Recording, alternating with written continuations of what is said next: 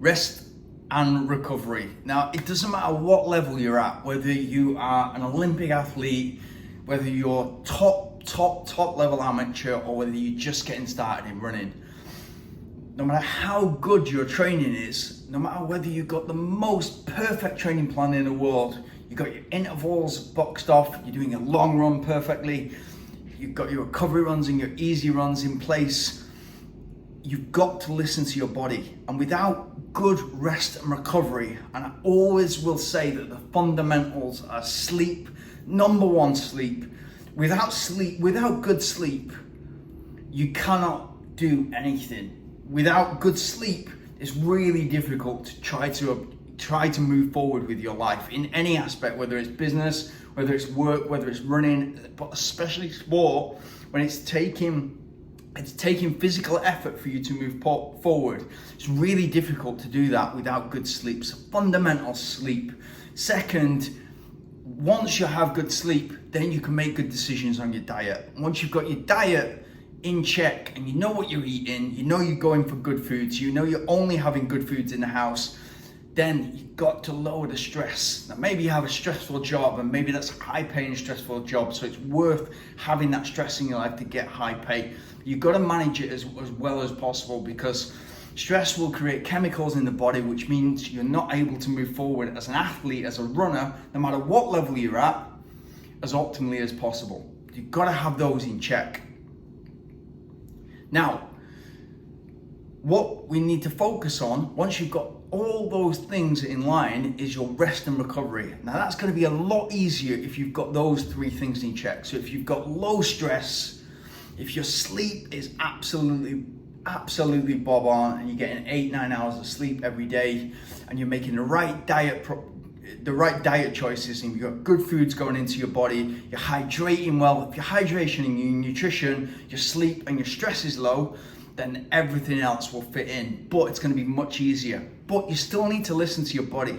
So you can have all those things 10 out of 10.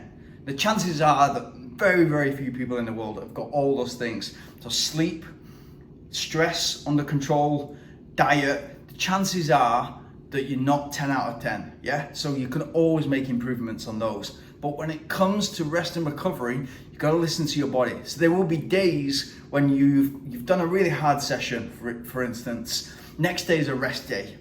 And then the next day you should be doing a recovery run, an easy run. But your body still isn't ready because you pushed it too hard in that session.